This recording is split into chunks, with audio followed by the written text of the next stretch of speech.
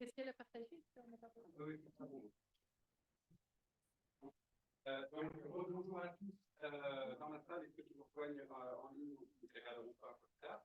Michael Penara, toujours le directeur de l'Université de Montréal et le membre, des membres du comité du parcours en culture et création numérique de la FAS qui organise cet événement ce matin. Et donc, en complément de la conférence de l'UNIFU, nous avons décidé au niveau du comité d'organiser une table ronde pour mettre un peu en avant les travaux de nos collègues de l'Université de Montréal. Parfois, on se connaît, mais on ne connaît pas vraiment ce qu'on fait. Donc, j'ai approché trois collègues de la FAS et membres du CRI qui ont gentiment accepté de venir nous parler de leur projet ce matin, en commençant par Dominique Deslandres du département d'histoire, suivi d'Emmanuel Chateaubriand en train de s'occuper du département d'histoire de l'art,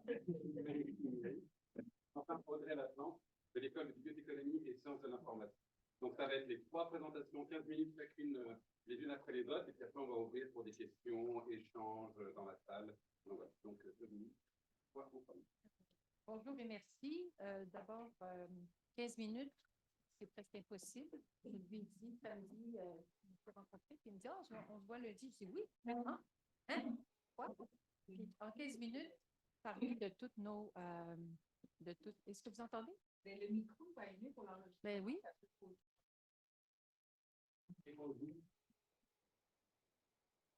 Est-ce que.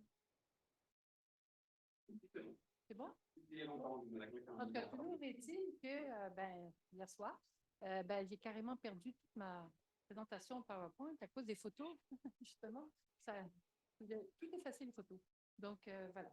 Donc, Julien Chou, aujourd'hui, nous a souligné cette émergence incroyable, une vitesse incroyable, et je cite, d'une mémoire artificielle qui redistribue les savoirs et les manières d'accéder aux traces du passé. Je rajoute, cette mémoire artificielle, en fait, cette nouvelle redistribution des savoirs et d'accéder aux traces du passé transforme radicalement l'enseignement, la transmission et la construction même des savoirs que nous avons. Donc, depuis 2018, moi qui étais vraiment plus un utilisateur friendly de Word, là, ça va, puis pas PowerPoint, non, mais véritablement, je suis maintenant initiée à, justement, aux questions des modèles, des balises, mais je suis vraiment, vraiment pas à l'aise là-dedans. J'y arrive, mais ça va. Mais c'est la preuve qu'on peut apprendre, parce que ça, c'est une chose. Moi, j'ai commencé quand j'ai fait ma thèse. Moi, j'ai fait mon mémoire de maîtrise sur une matière non électrique. Je veux dire, taper ça. Donc, comprenez-vous qu'on est, j'ai dit non au bon chemin et j'ai appris beaucoup. Et c'est pour inviter mes collègues, les étudiants aussi à ne pas avoir peur de l'IA, justement parce qu'on peut utiliser l'intelligence artificielle à des fins extraordinaires. En portée, il y a eu 3 partenariats qui se sont développés. Alors, on a commencé par le Donner le goût de l'archive 1 avec BANQ UDM et ça aboutit à un énorme partenariat qui s'appelle Donner le goût de l'archive, où on est 15 partenaires ici à Montréal, où on partage et on produit et on partage des données historiques archéologiques sur les peuples de Montréal au XVIIe siècle.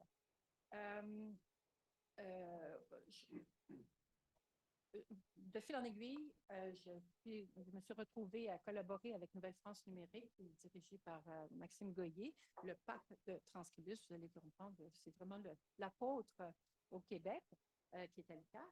Donc, donner le goût de l'archive n'arrête pas de donner fait des petits, n'arrête pas de faire des petits et de plus en plus de partenariats. Et ça va assez vite. Et le dernier né, c'est effectivement,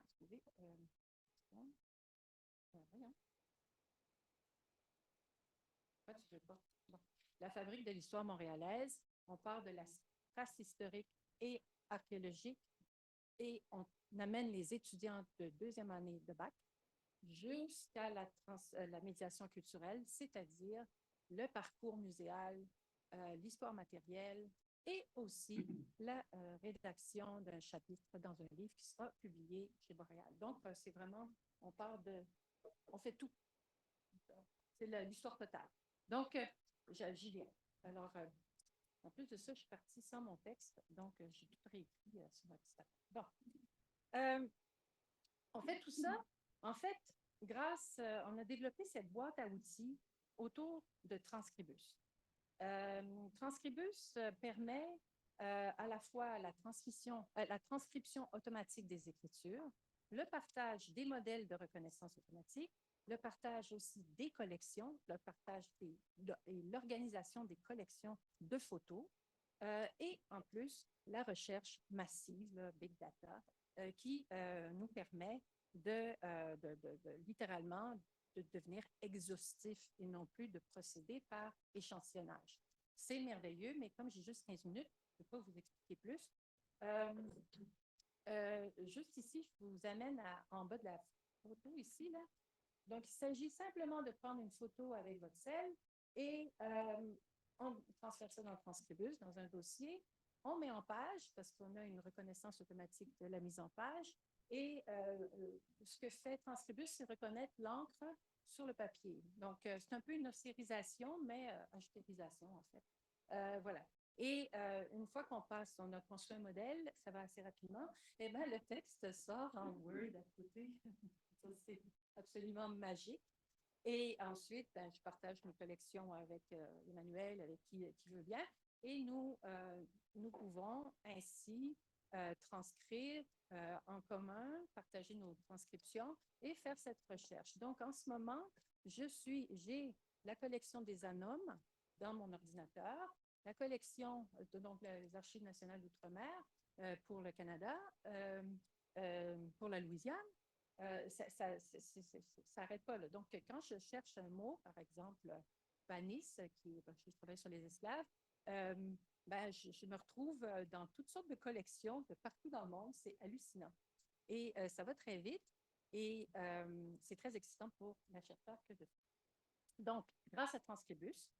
Transcribus est aussi une manière d'amener les étudiants à ne pas avoir peur de la paléographie. Parce que c'est ça mon problème. Je travaille dans le 17e et 18e siècle. Depuis des années maintenant, les étudiants privilégient l'histoire plutôt contemporaine, plus facile à lire, bien évidemment.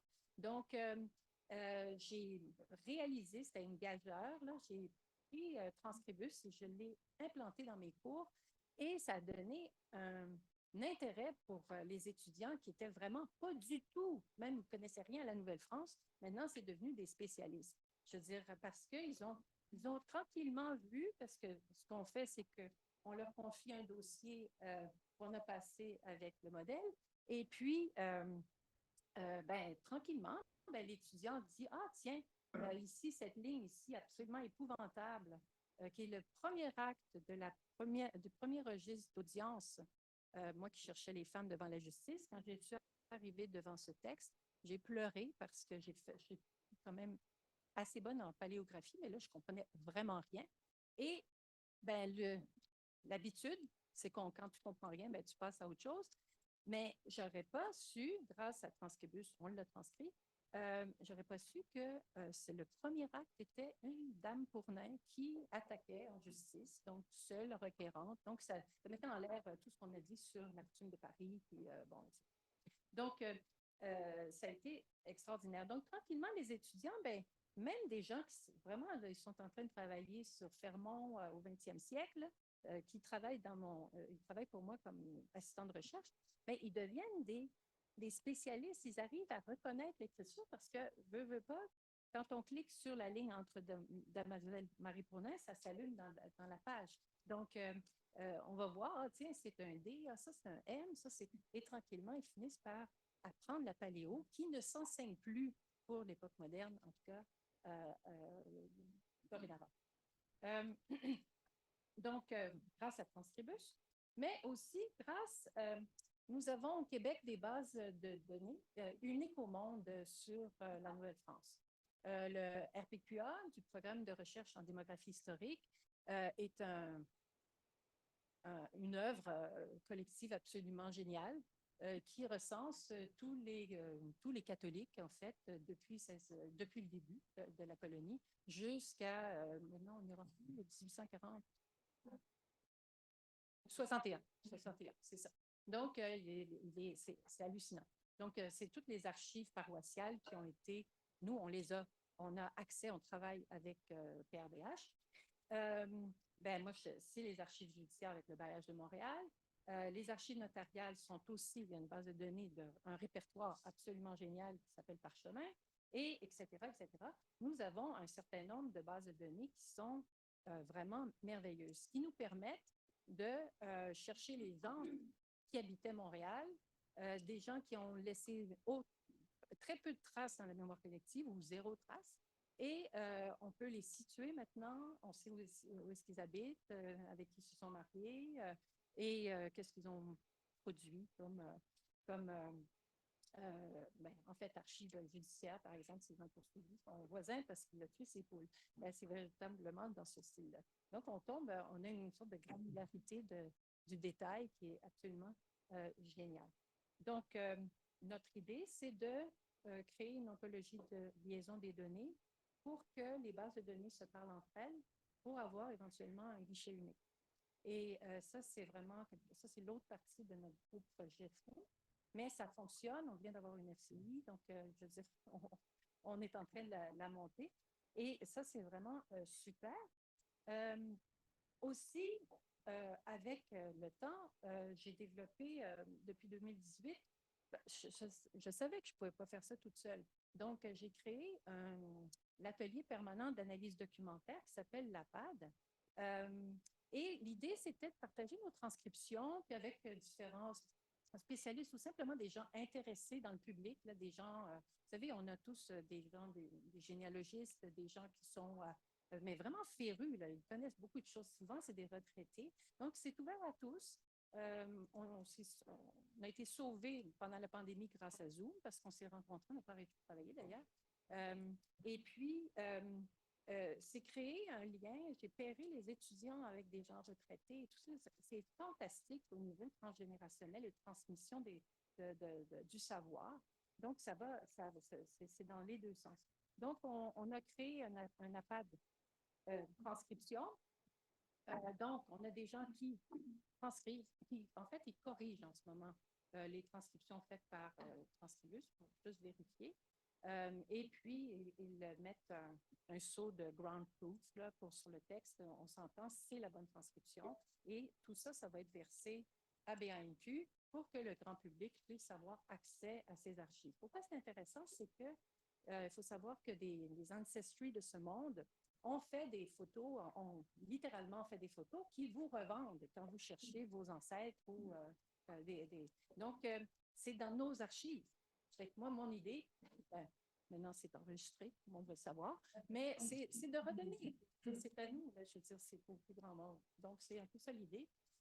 L'idée aussi, c'est véritablement un cerveau collectif qui fait que quand on a fait la page d'histoire en 2022, mes étudiants qui avaient extrait les gens de Montréal dans leurs travaux dans le HST 2246, c'était tellement bien fait que je les ai amenés à l'Institut d'histoire d'Amérique française. Mais pour les préparer, je leur ai dit, vous allez présenter vos exposés devant la PAD, qui leur ont donné, ça a été comme une sorte de galop d'essai. Donc, c'était vraiment intéressant, puis les gens ont suivi.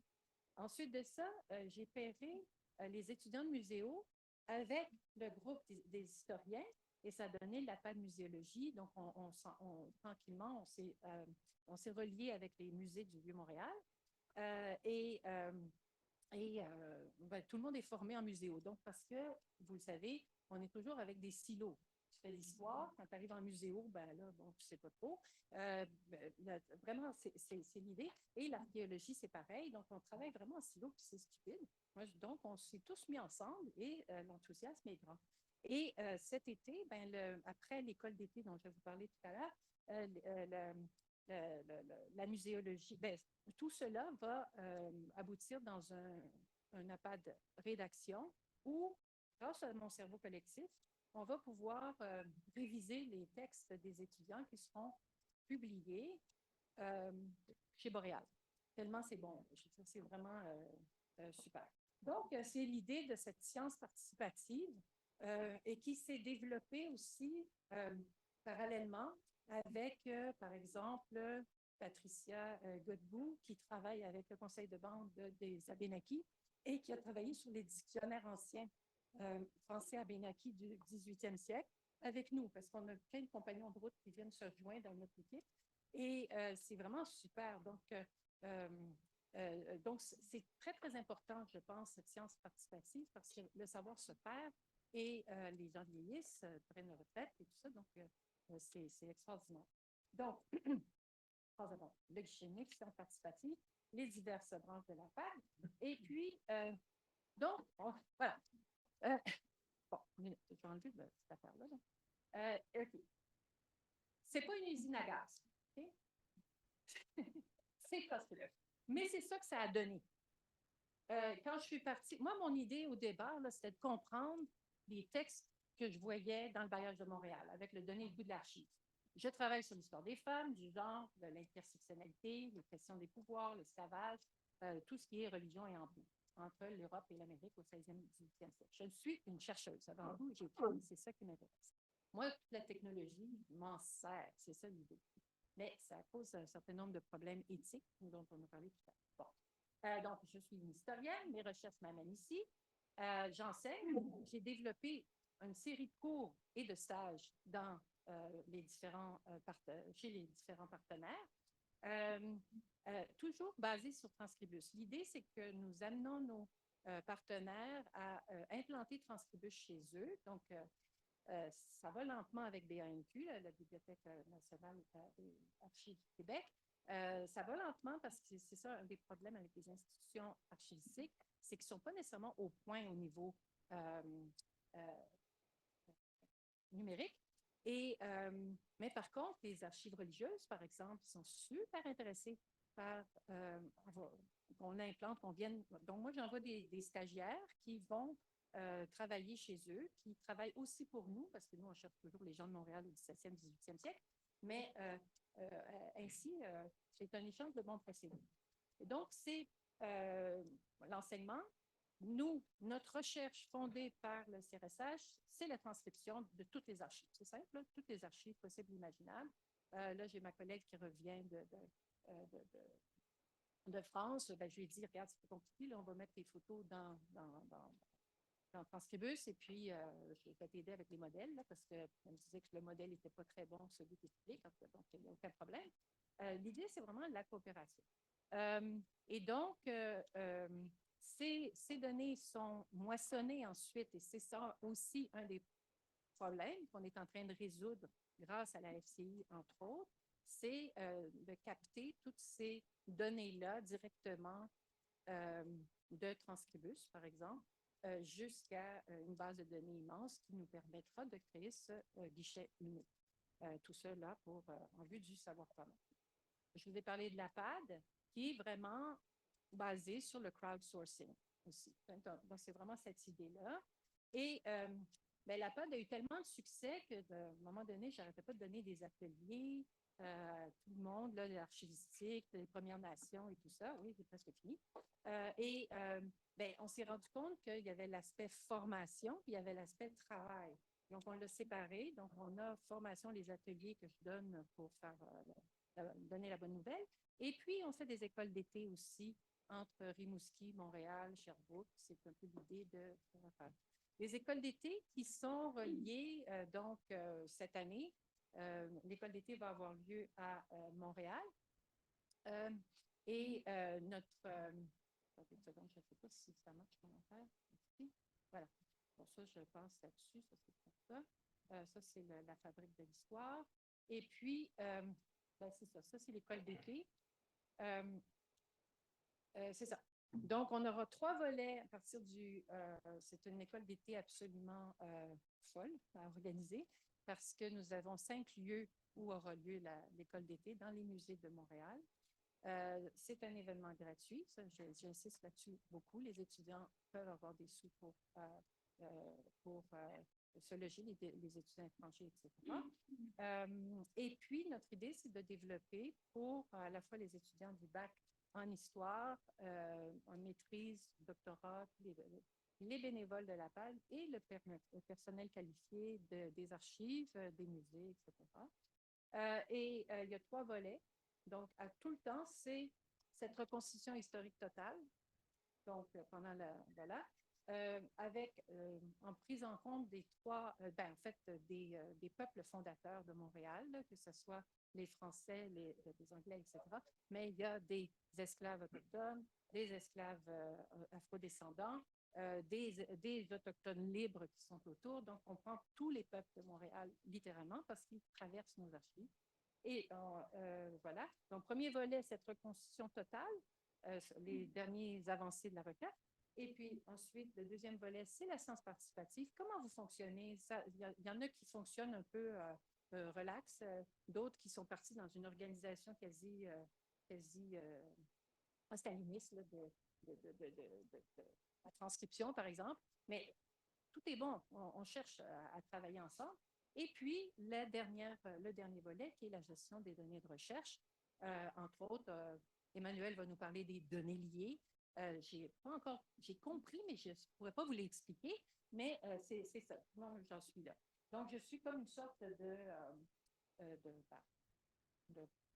promu, tout ça.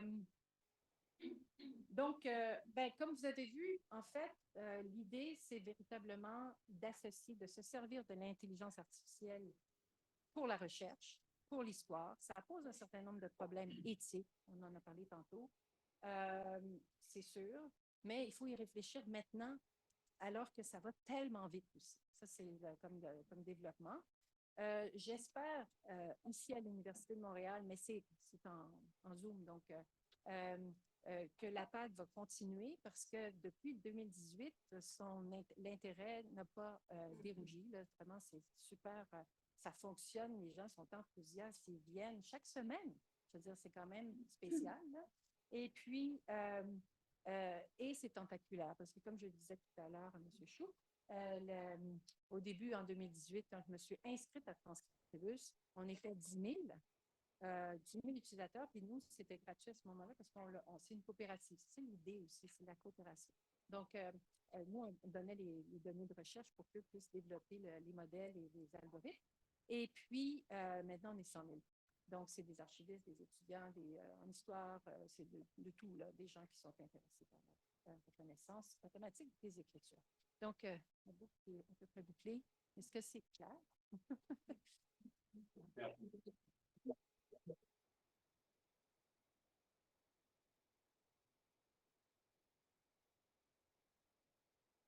Et bonjour à tous.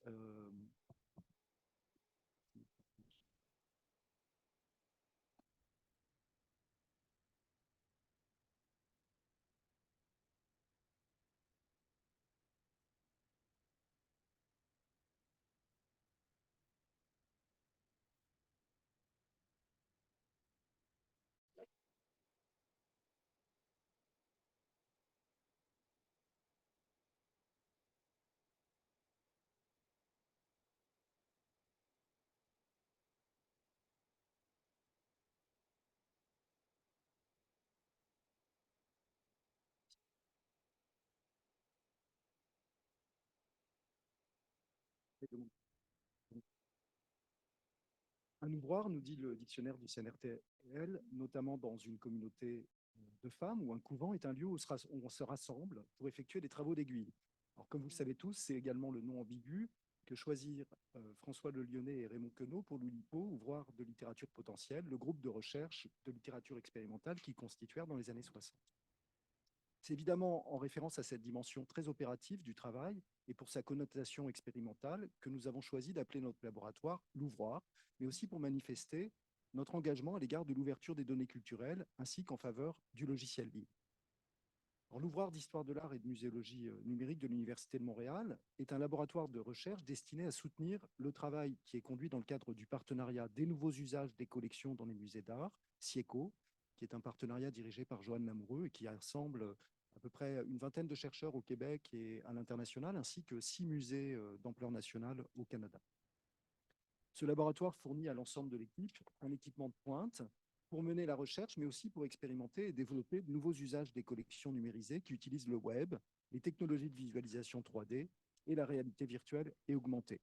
Il donne l'occasion de créer une infrastructure éditoriale solide pour l'encyclopédie numérique des nouveaux usages des collections, qui est le principal produit en fait de la recherche partenariale, mais aussi pour produire des développements informatiques qui vont être mobilisés dans les différents axes de cette recherche. D'abord avec la mise en place d'une plateforme collaborative pour travailler sur les archives, ensuite avec la création d'un outil numérique consacré à la documentation des accrochages de collections, dont je vais vous parler tout à l'heure, enfin avec la création d'une librairie JavaScript qui est destinée à faciliter la production et le déploiement de dispositifs d'exposition numérique et qui sera mobilisée dans le cadre de l'illustration de l'encyclopédie.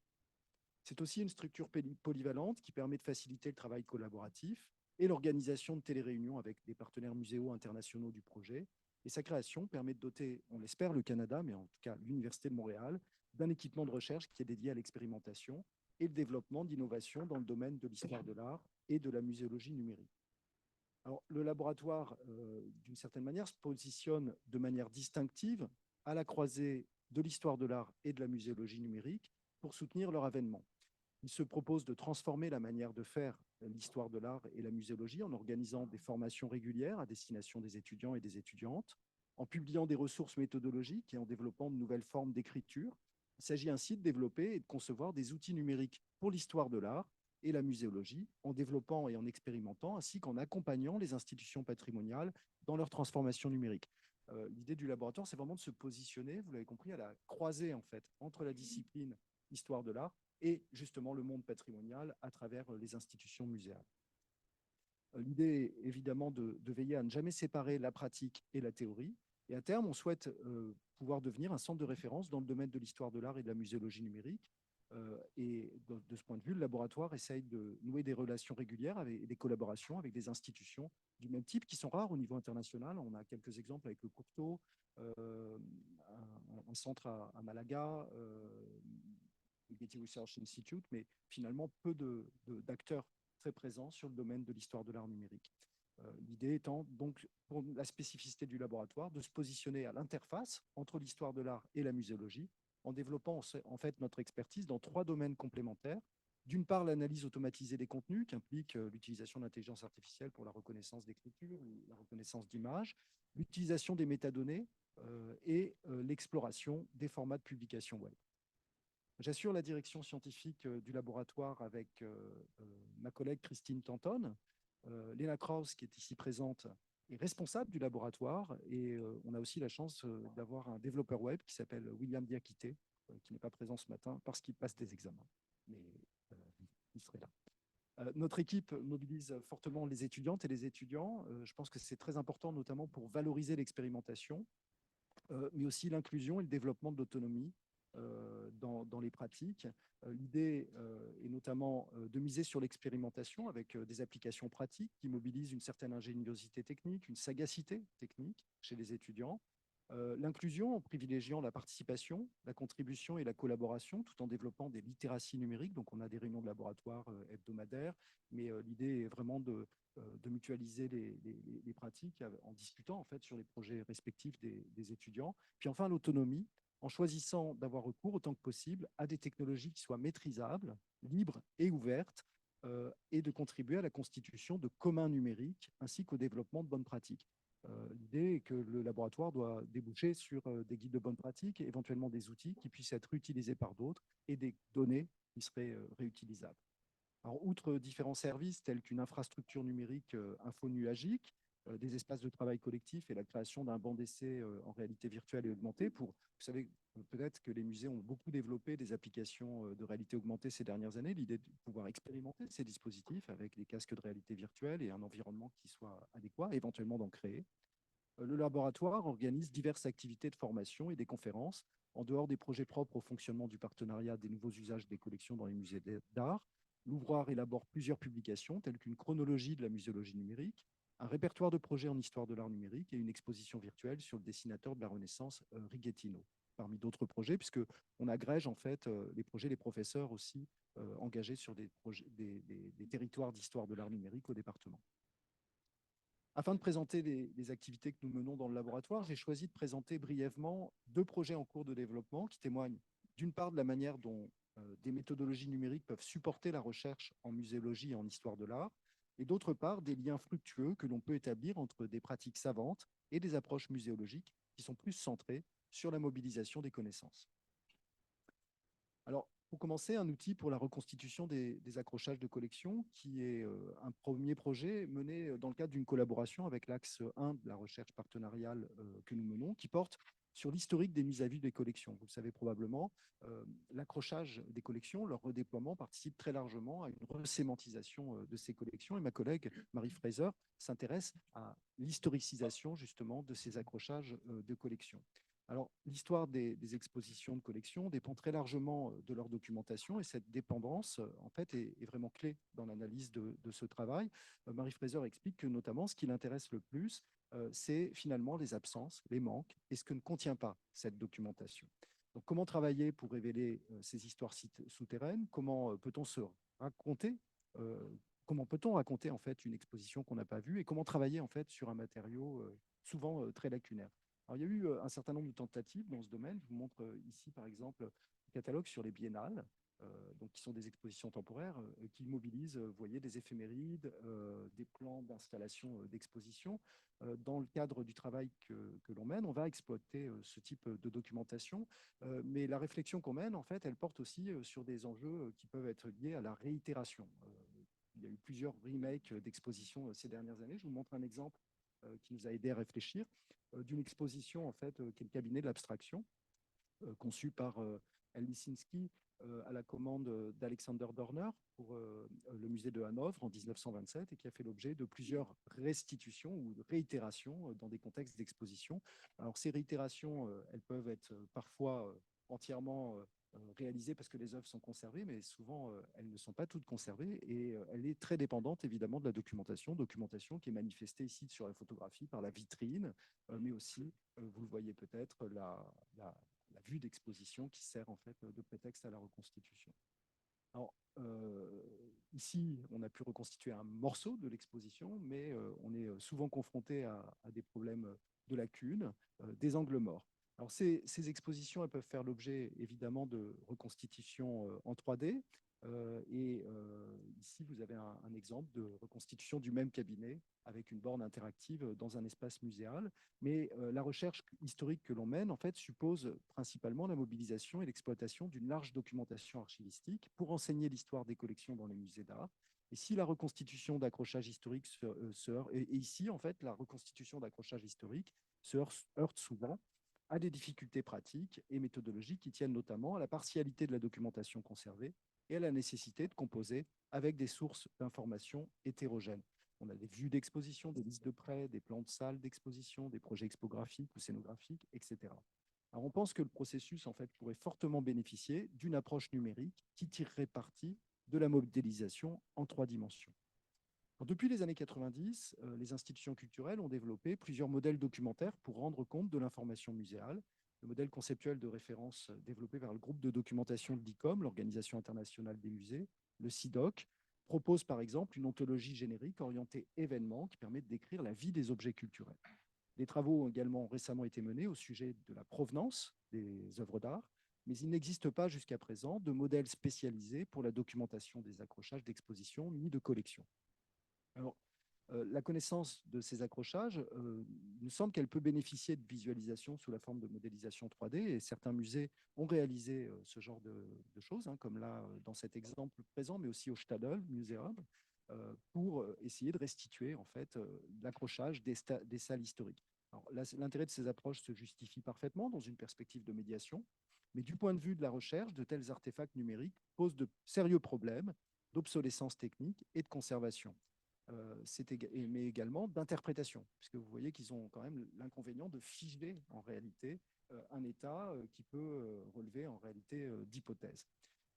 Dans le cadre, et avec un effet de réalité qui est fort. Dans le cadre du projet SIECO, il convient donc d'inscrire cette démarche dans un cadre méthodologique bien fondé pour permettre la réutilisation des données avec des enjeux de pérennité, d'interopérabilité, mais aussi pour pouvoir tenir compte des problèmes posés par la nature de la documentation historique disponible, et notamment ses lacunes et ses incertitudes. Alors, de ce point de vue, notre travail, notre réflexion, en fait, est menée autour aujourd'hui de la production d'un outil qui serait centré, en fait, sur la constitution d'un modèle documentaire qui serait indépendant, en fait, de toute technologie de visualisation, a priori, afin de garantir la pérennité et la conservation à long terme des données enregistrées, et de ménager plusieurs réutilisations possibles dans différents contextes numériques. Donc l'idée est d'inverser un petit peu le processus. Au lieu de partir, si vous voulez, de la restitution 3D du produit final, qui sera produit pour le public, partir de l'information documentaire et documenter cette information en utilisant un modèle abstrait, qui serait une ontologie, si possible compatible avec SIDOC CRM, et qui aurait l'avantage en fait de pouvoir tracer les éléments d'information disponibles dans la documentation, donc d'encoder en quelque sorte l'information disponible, mais aussi de pouvoir produire des restitutions visuelles qui ne seraient pas seulement en quelque sorte qui pourraient prendre la forme en fait d'interprétation et du coup qui pourraient raisonner sur des aspects spatiaux, topologiques à partir des informations disponibles. On sait que telle œuvre est accrochée en vis-à-vis de telle autre œuvre, on n'a pas l'image, mais on peut supposer qu'elle est sur tel mur parce qu'elle a telle dimension ou parce qu'on a un autre paramètre qui est qu'elle était accrochée avec un autre tableau et que donc sur tel mur, on ne peut pas mettre tel et tel tableau, tout simplement.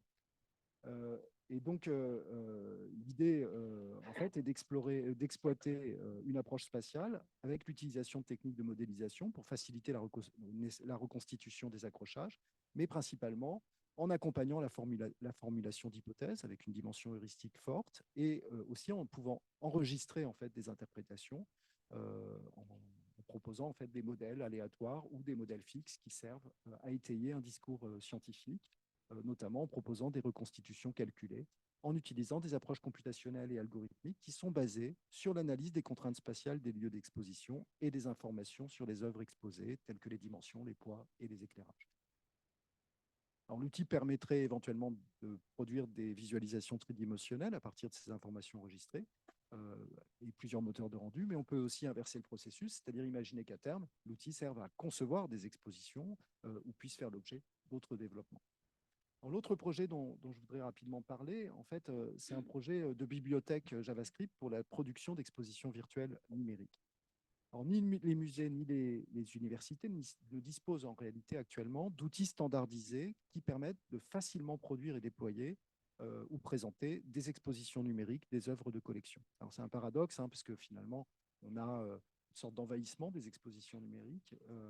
Vous avez vu pendant la Covid des expositions 3D qui proposent des visites virtuelles dans des espaces d'exposition, mais un dispositif simple tire vraiment parti du web comme support documentaire pour produire des narrations numériques, en fait, est assez difficile à mettre en place, coûteux, et souvent sollicite à chaque fois des opérations de design complètes, parce qu'il n'y a pas de librairie standard en fait, pour réaliser ce genre de tâches, ou alors seulement pour des tâches partielles, comme des galeries ou d'autres choses.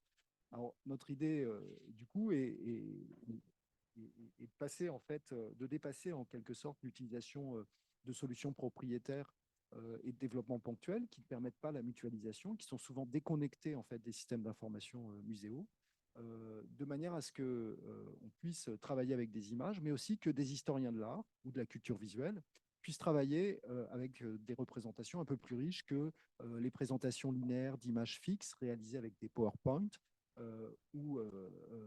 et qui, en fait, ne tirent pas parti, par exemple, de nouveaux protocoles d'interopérabilité des images comme 3IF qui sont actuellement disponibles, ou encore même des possibilités riches offertes par le web pour permettre une circulation dans des contenus visuels ou la création de narrations interactives. Alors, partant de la recension des pratiques et de l'élaboration d'une typologie de dispositifs de présentation des collections d'art sur le web, qu'on réalise dans le cadre du partenariat, l'idée est de spécifier ici une application qui permette de déployer facilement des écritures numériques à partir, c'est une référence évidemment à mon collègue Marcello, à partir mais ça pose problème pour nous d'ailleurs, cette terminologie, puisqu'on parle d'image, et précisément, c'est une discussion que j'ai eue souvent avec Suzanne Paquet, peut-être qu'il ne s'agit pas d'écriture, là, en l'occurrence. En tout cas, produire des écritures numériques à partir d'une documentation muséale et visuelle. Alors, cet outil prend la forme d'une bibliothèque de code informatique libre et open source, développée, si possible, en vanilla JavaScript, sous forme de web component. Ça, c'est important parce que l'idée est de créer une sorte d'abstraction technologique, en fait, qui permette de facilement mobiliser ces contenus dans diverses applications, comme par exemple des éditeurs en Markdown dans un contexte de framework avec Svelte ou Vue.js, mais qui facilite sa maintenance et sa pérennité. Et ce noyau logiciel est destiné à rendre plus aisée la production d'expositions numériques et l'exploitation des collections sur le web. Alors pour ce faire, cette bibliothèque de code définit des modèles qui sont responsive design pour la création de ressources ou de galeries avec une grande diversité d'interactions utilisateurs qui sont spécifiques à la présentation savante de la documentation visuelle sur le web, comme de comparaison d'images, du feuilletage, du zoom, des légendes structurées et un accès aux métadonnées, des choses qui sont parfois offertes dans 3IF avec des protocoles, des applications de 3IF pour la visualisation, mais qui, en fait, sont très largement centrées sur une image. Ici, vous avez une expérimentation qu'on a menée au laboratoire avec William Diakité et un collègue Denis Ribouillot sur un plan de la Renaissance de Righettino, et on a des interactions riches qui permettent d'assister à une lecture visuelle de l'image à partir d'un texte et d'un commentaire, en faisant apparaître en surbrillance certaines parties de l'image, en recadrant en fait l'image à plusieurs reprises. Mais vous voyez que la visite elle est centrée sur l'image proprement dite. Ce qu'on voudrait faire, c'est pouvoir travailler avec un ensemble d'images, les inscrire en réalité dans un propos, en articulant en fait des séquences narratives sur le web, un peu à la manière des web documentaires.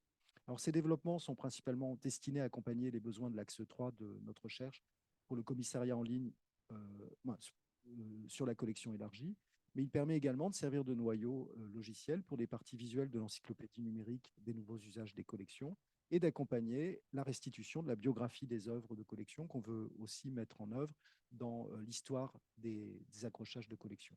Plus globalement, il nous paraissent intéressants pour développer de nouvelles formes de présentation des résultats en histoire de l'art qui dépassent le caractère linéaire propre au discours en s'appuyant sur les œuvres et leur reproduction pour élaborer un propos à l'instar de ce qui se pratique dans la muséographie des expositions.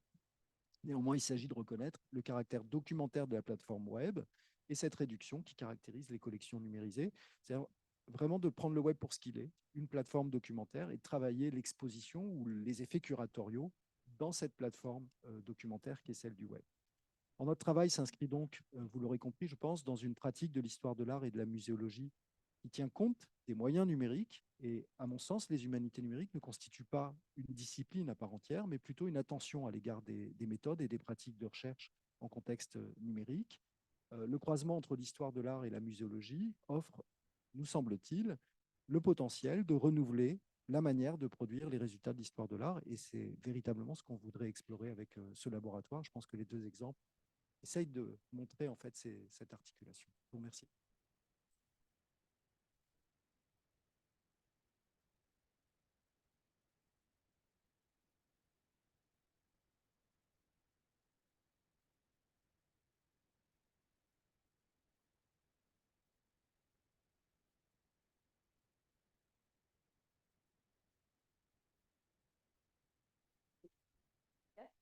Mon collègue, vraiment très compté.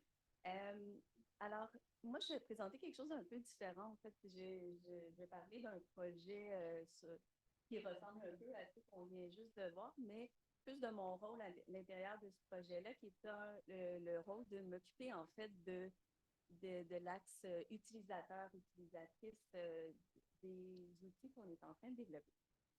Donc, je vais vous parler plus précisément des barrières à l'essor des humanités numériques en musicologie, ou ce qu'on pourrait appeler la musicologie numérique. Parce que quand on s'intéresse à la musicologie numérique, on se rend compte rapidement qu'il y a un grand retard des approches computationnelles ou des approches qui viennent des humanités numériques dans le milieu de la musicologie pour différentes raisons que je vais évoquer et surtout que je veux explorer. Donc, c'est un projet qui est en cours. Que je réalise d'ailleurs avec mon collègue Jean-Sébastien Sauvé, qui est aussi à l'École de bibliothéconomie et des sciences informatiques. Donc, le projet dont il s'agit, c'est un projet qui est plutôt en fin de parcours. C'est le projet SIMSA, mais qui est aujourd'hui poursuivi dans le cadre d'un nouveau projet qui s'appelle le projet Link Music, qui regroupe en fait pas mal les mêmes chercheurs et les mêmes partenaires. Les deux projets sont financés par le CFSH avec une subvention de partenariat. Donc, il s'agit d'un projet de 7 ans. Le chercheur principal est Ichiro Fujinaga, qui est à l'Université McGill. Plusieurs professeurs de l'Université McGill, mais aussi d'ailleurs au Canada. Il y a plusieurs partenaires, dont la Bibliothèque nationale de France, la British Library, Harvard, la Bibliothèque Bodleian, et puis donc plusieurs partenariats de Happy Trust aussi, pour ceux qui connaissent. Donc, Le projet SIMSA, bon, SIMSA, ça veut dire Single Interface for Music Score Searching and Analysis. Donc, l'idée, c'était que les partitions musicales, les manuscrits musicaux aussi sont souvent numérisés par les bibliothèques, les musées à travers le monde. Mais souvent, ce qu'on fait, c'est qu'une image de ces partitions-là, puis le contenu n'est pas recherchable. Donc, on voulait faire vraiment des outils d'analyse automatisée de musique. Puis pour ça, mais ça demandait le développement de plusieurs technologies, notamment il existait déjà ces technologies-là, mais il fallait vraiment les améliorer pour qu'elles soient vraiment fonctionnelles. La reconnaissance phonétique de la musique consiste à extraire la notation musicale d'une image de partition ou de manuscrit, et ça impliquait dans ce cas-ci aussi pas seulement la notation occidentale, mais aussi la notation médiévale, parce qu'on sait que c'est pas la notation musicale médiévale. Si vous avez vu ici, là, vous avez un exemple ici de la notation médiévale, qui est quand même pas mal proche de la nôtre. Là, les premiers exemples de notation médiévale, il n'y a même pas de portée, là, pour ceux qui connaissent un peu la musique. Donc, c'est ça, ça ne sont pas des outils commerciaux là, qui vont être intéressés à développer ça. Donc, ça a été fait dans le cadre de ce projet-là. Il n'y avait pas aussi de format d'encodage vraiment bien développé. Donc, on a travaillé beaucoup à développer le Music Encoding Initiative, donc pour faire une représentation en XML des partitions. Ça implique aussi développer des outils pour la restitution de ces documents-là ensuite, des outils de recherche et d'analyse, mais de l'analyse vraiment dans la partition musicale et des fois en concomitance avec le texte qui est chanté, parce que souvent il s'agit de chant. Et tout ça et en plus de permettre de faire une recherche dans une interface unique. Donc, on utilise aussi le protocole IIIS dont il y a été question là, pour pouvoir visualiser à l'intérieur même de l'interface toutes les ressources, même si elles sont localisées sur les serveurs des différentes institutions participantes. Donc, comme je disais, on sait qu'il y a comme vraiment une... c'est ça. Là, ce qui m'intéressait, donc, c'est de savoir pour qui pourrait vouloir utiliser ces outils-là. On sait qu'il y a déjà des vendus, des gens qui les utilisent beaucoup, mais on sait qu'il y a un retard aussi. Donc, l'idée, c'est pas de chercher à savoir, à faire en sorte que tout le monde utilise fasse de la musicologie numérique, mais de voir est-ce qu'il existe des barrières, est-ce qu'il y a des cas où les gens voudraient les utiliser, mais ne les utilisent pas pour différentes raisons, et de comprendre quelles sont ces barrières-là afin d'améliorer les outils qu'on est en train de développer. Donc, ça fait longtemps qu'on dit qu'il y a un problème en musique pour les approches computationnelles. Erickson, en 1968, disait qu'il semblait y avoir un fossé qui s'élargissait plutôt que de se rapetisser là, entre les chercheurs qui utilisent les méthodes traditionnelles et ceux qui utilisent l'ordinateur comme outil de recherche en musicologie. Ça, c'est en 1968, on pourrait espérer. Là, en 2009, il y a Marsden qui revient sur les propos d'Erickson en disant bon, OK, peut-être qu'on pourrait enlever le mot d'élargissement du fossé, mais il n'y a pas beaucoup de preuves ou d'indications, d'indices que le fossé est en train de se répéter. Donc, ça semble vraiment être un problème. Donc, je me suis intéressée à savoir quelles sont les barrières qui ralentissent l'adoption d'approches computationnelles en musicologie. Évidemment, comme il n'y avait pas beaucoup d'études qui avaient été faites là-dessus, j'ai commencé par faire une revue de la littérature sur les études réalisées auprès d'utilisateurs et utilisatrices dans les humanités numériques et dans l'histoire de l'art et dans les autres domaines, ce qui m'a amené à catégoriser un certain nombre de barrières, en tout cas à identifier un certain nombre de barrières qu'on peut catégoriser de différentes façons, mais disons que je voyais qu'il y avait des barrières qui étaient liées à la compatibilité de ces outils-là avec les pratiques des chercheurs et chercheuses. On sait que souvent les chercheurs travaillent en solo de façon isolée. Ils vont consulter leurs collègues, mais il n'y a pas beaucoup cette habitude-là de faire de la collaboration. Donc ça, c'est un des freins. Il y a aussi des barrières qui sont liées aux sources données, métadonnées. Donc, il y a l'idée que la plupart des gens vont dire qu'il existe vraiment beaucoup de sources qui sont numérisées, mais le fait que ce soit des images, qu'elles ne soient pas exploitables, c'est un problème. Les métadonnées, parfois, sont inexistantes, insuffisantes ou pas de bonne qualité. Puis, même si on voulait les faire nous-mêmes, on ne possède pas toujours l'expertise pour les faire. Les caractéristiques des outils, on pointe souvent le fait que, ben, soit on n'a pas les outils, il n'existe pas d'outils qui sont capables de faire ce qu'on voudrait qu'ils fassent. Et puis, il y a aussi l'idée que les outils ne sont pas conviviaux, sont difficiles à utiliser, ou que ça prendrait vraiment beaucoup de temps pour pouvoir se les approprier. Il existe tout de même des conditions facilitantes. Puis là, je les ai mis dans les barrières en disant que quand ils ne sont pas là, ben, c'est un genre de barrière.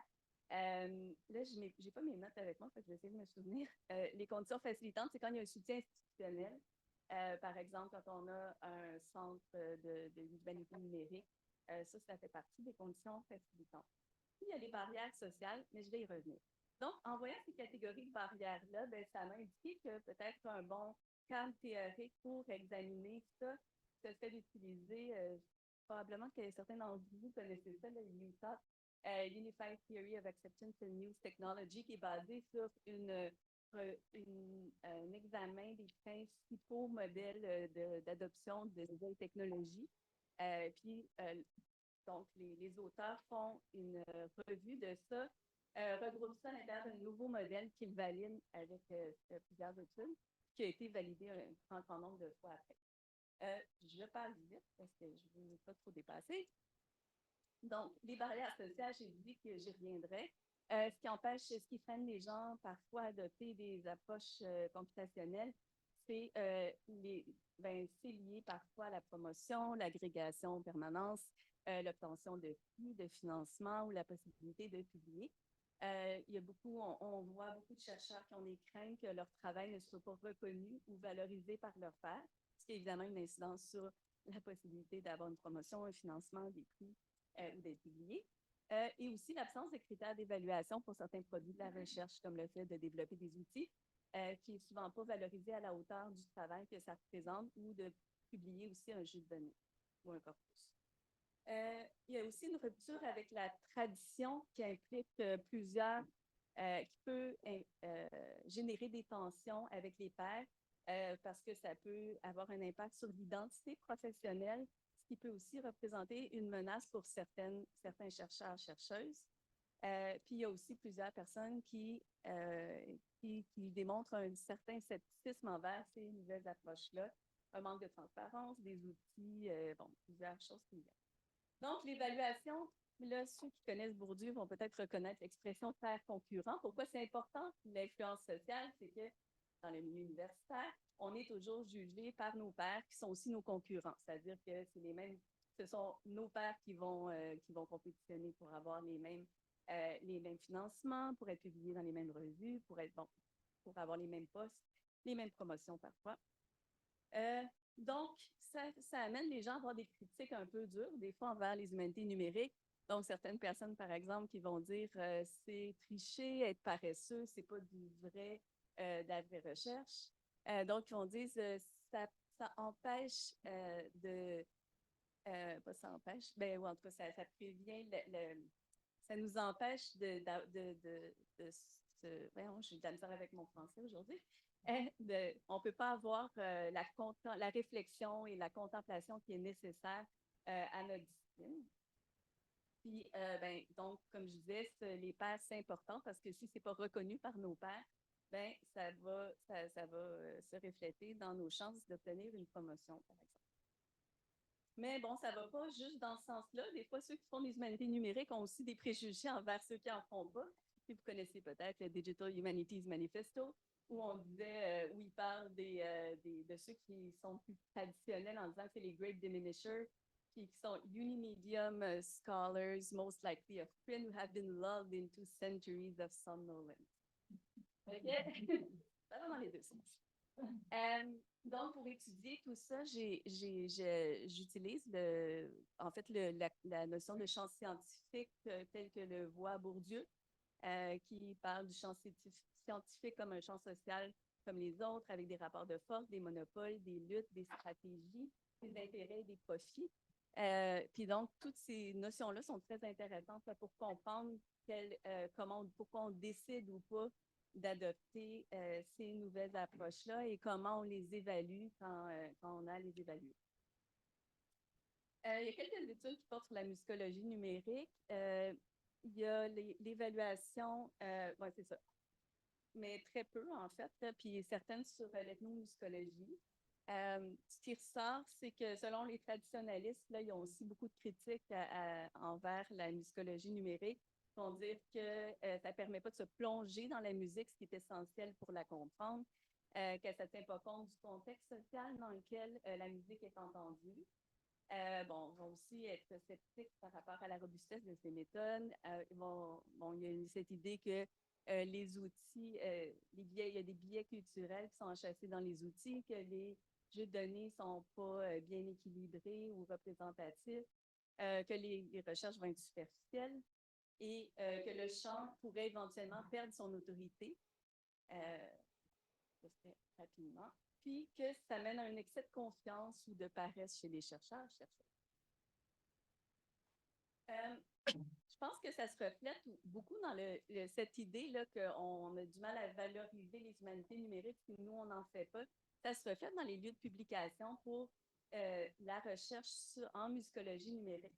J'ai fait une recherche dans Realm, qui est comme la base de données en musique, pour essayer de trouver tous les articles qui ont été publiés dans ce domaine-là. Ça, c'est la requête que j'ai faite. Puis, là, je pourrais expliquer la dernière colonne qui est un peu compliquée. Là, vous avez en turquoise les articles de revue et en rose les articles dans les actes de congrès. On voit qu'il y a moins d'actes de congrès dans 2013-2022, mais il semble que RILM a cessé de recenser plusieurs grands événements scientifiques, les actes de congrès, pour une raison que je n'ai pas été capable d'identifier. Mais on voit quand même qu'il y a une certaine croissance, mais que contrairement à ce qu'on voit dans les sciences humaines, où la plupart du temps, les publications sont dans les revues, on voit qu'il y a une forte proportion des publications qui sont dans les actes de congrès. Puis, en fait, ça s'explique un peu quand on regarde où principalement ces articles-là sont publiés. Regardez les 12 premiers. Ce sont toutes des revues où ce sont des actes de congrès, soit dans le domaine de la musicologie numérique ou du traitement du signal ou du génie informatique, mais il n'y en a aucune qui est vraiment en recherche, en musicologie de façon traditionnelle. Pour aller on trouve les revues de musicologie là, à la toute fin, là, je les ai rajoutées, et vous voyez que le nombre d'articles en musicologie numérique qui ont été publiés dans ces revues-là est très faible, ce qui montre que c'est difficile de faire en sorte que notre recherche soit valorisée. Là, je suis pas mal en retard, j'ai 5 minutes. OK. Ce qui fait qu'il y a beaucoup de gens qui disent que c'est vraiment important qu'on fasse des recherches sur les utilisateurs et utilisatrices des outils qu'on développe. Il y a Claire Warwick qui disait justement qu'on doit absolument comprendre les besoins et comportements des utilisateurs et utilisatrices afin de concevoir des outils qui vont être conformes ou à ce que les utilisateurs font déjà et qui vont aussi fournir des avantages de leur point de vue. Donc, l'étude que je réalise, c'est que je fais en ce moment là, avec Jean-Sébastien Sauvé, mon collègue, des entretiens en profondeur avec des musicologues, certains qui utilisent l'humanité numérique, d'autres non. Et puis j'essaie de comprendre la place qu'occupent les technologies dans leurs activités de recherche pour savoir un peu quel est leur rapport avec les technologies, de connaître leur perception et de leur point de vue, celle du milieu de la musicologie sur les humanités numériques en musicologie. Puis là, j'en ai pas parlé, mais aussi l'idée, c'est de comprendre justement ce qu'ils font au quotidien pour voir comment les outils pourraient les aider. Donc, pour ça, on regarde les Scholarly Primitives pour lesquels je n'ai pas trouvé une bonne traduction, là, puis de Hansworth, pour ceux qui connaissent pas. Donc, c'est découpé en vraiment petites fonctions, là, ce que font les chercheurs. Donc, quelques points. Là, je vous donne quelques résultats préliminaires très rapidement. Là. On a fait seulement 5 entretiens pour le moment, mais c'est des entretiens qui durent 1h30, ça fait comme 40-50 pages de transcription par entretien. On a eu 2 chercheurs, je vais tout mettre au masculin, là, parce que j'en ai juste 5, là. 2 chercheurs qui ne faisaient pas d'humanité numérique, 2 qui en faisaient, puis un qui commençait à en faire. Donc, je pense qu'on a comme un bassin assez diversifié. Ce qui ressort de tout le monde, c'est que pour tout le monde, là, c'était beaucoup la recherche, c'est beaucoup un travail solitaire. Ce qu'on fait avec les chercheurs, là, c'est qu'on fait l'anatomie d'un projet de recherche. On parle du projet de recherche, puis on essaie de voir à chaque étape qu'est-ce qu'ils font, quelle place occupent les technologies, tout ça. Puis, ils ont encore beaucoup le concept de collection personnelle. Puis au départ, je pense que c'était des imprimés, mais ils ont aussi beaucoup de photocopies. Mais l'idée d'avoir en main tout le corpus, très importante, ou les collections numériques aussi, on va les garder. Il y a un participant qui a dit qu'il avait comme acheté un gros disque dur pour pouvoir garder toutes ces collections numériques. Puis la plupart s'entendent pour dire, en fait, tous s'entendaient pour dire que presque tout est disponible en numérique. Mais la qualité, par contre, n'est pas toujours là. C'est-à-dire que la qualité de la numérisation. Donc, qu'est-ce que pensent les traditionnalistes par rapport à la musicologie numérique? Bien, souvent, il y a des attentes liées à la performance, c'est-à-dire la performance qui ne serait pas à la hauteur ou qui ne correspondrait pas à leurs besoins, permettrait pas de répondre à leurs besoins. Là, par exemple, un participant qui dit « Je rêverais de pouvoir numériser des partitions et qu'elles soient directement transcrites en Sibelius. Ce serait extraordinaire. » Donc, ça existe, mais ce n'est pas encore tout à fait au point et ce n'est pas très répandu. Donc, on voit ici que c'est les limites des outils disponibles. Encore un autre ici, quelqu'un celui qui commençait à en utiliser, qui dit les outils informatiques sont à leur balbutiement. Puis il dit qu'on en est, ce serait le fun d'avoir un extracteur polyphonique, mais on n'en est pas là. Puis c'est ça, je trouvais ça intéressant ici, quelqu'un qui disait il y a une ouverture dans le milieu, mais grosso modo, on attend de voir les résultats dans notre chambre de recherche. Donc, on est un petit peu en attente de voir est-ce que ça vaut la peine de s'investir dans ce domaine-là. J'essaie d'aller vite. Là. Bon, c'est certaines une certaine méfiance envers les outils, puis aussi une certaine méfiance envers la robustesse de ces méthodes-là. Quelqu'un qui dit, par exemple, c'est bien beau être capable d'extraire des chiffres et avoir des quantités, mais ça ne conduit pas forcément des recherches pertinentes. Donc, cette personne-là va dire, par exemple, que ça permet que les gens perdent de vue le portrait général, qu'ils s'attendent à des choses très, très spécifiques, qu'on se demande à un moment donné si c'est vraiment pertinent là, de faire ces recherches-là. Aussi, à peu près tout le monde avait des connaissances très limitées, puis pas juste des outils qui existent, mais de ce que c'est la musicologie numérique. Moi, ça m'a un peu surpris. Puis il disait, en fait, je pense qu'on est encore nombreux à être un peu comme moi, c'est-à-dire à ne pas comprendre exactement de quoi il s'agit. Donc, pour être honnête avec vous, j'ai jamais vraiment compris ce qu'étaient les humanités numériques.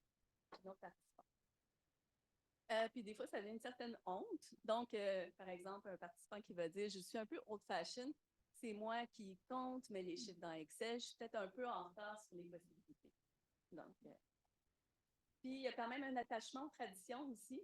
Un participant qui va dire les gens disent « Ah, c'est moyenâgeux » pour dire que c'est un peu retardé. Moi, je dis que c'est quelque chose de très ancien qui relève des disciplines de l'érudition qui datent des 18e et 19e siècle. Un peu ici, dans le même ordre d'idée. Puis, ben, pour ceux qui en font, il y avait quand même des conditions facilitantes qui ressortaient, comme le fait d'avoir des collègues qui font des humanités numériques. Ça permet de pouvoir obtenir leur aide, en jaser avec eux, de mieux comprendre de quoi il s'agit. Puis aussi, il y a 2 participants qui ont mentionné l'intérêt d'avoir un centre pour les humanités numériques. Eux, ils n'en avaient pas dans leur institution, mais que c'est quelque chose qu'ils aimeraient avoir. Puis en fait, ben, c'est ça, il y a aussi par rapport les conditions facilitantes par rapport aux outils disponibles. Quelqu'un qui a dit, par exemple, que ce qui était pour lui, ce qui l'avait convaincu, c'est que c'était un logiciel gratuit, il voulait dire ouvert aussi, qu'il y avait une grosse communauté d'utilisateurs, qu'il y avait des mises à jour régulières, que c'était fait par que les mises à jour étaient, ou en tout cas, qui étaient prises en charge par une université, donc une certaine autorité, et qu'il était facile d'utilisation. Donc, tout ça, ce sont des caractéristiques des outils là, qui peuvent les mener à adopter ça. Ah, j'avais oublié que j'avais ça aussi. La perception du milieu, ben, par exemple, un participant dit que dans certaines sociétés de musicologie en France, c'était demeuré très classique, tandis que dans des cercles en Angleterre, en Australie, c'était perçu de manière plus positive, donc ça change selon le milieu. Puis aussi, ben, ouais, ça, je trouve ça vraiment intéressant, un participant qui a dit les gens sont intéressés par les humanités numériques, mais ils sont aussi dubitatifs parce que la pensée scientifique et la musique, normalement, ce sont des choses qui ne sont pas associées. Fait que, voilà. Puis finalement, là, tout le monde disait oui, c'est bien, pour avoir du financement, il y a plus de possibilités, mais pas nécessairement pour obtenir un poste, parce qu'il faut être capable de bien vulgariser puisque les gens ne comprennent pas, et qu'il faut que ce soit une compétence additionnelle, c'est-à-dire qu'il faut être fort dans tout le reste, mais avoir ça en plus. Puis, publication dans les revues, ben, il parle d'un pari risqué, là, parce qu'il y a beaucoup de sociétés qui sont encore des univers clos, pas ouverts à ces nouvelles approches-là. Et je pense que ça fait le tour. Donc, désolée, je pense que j'ai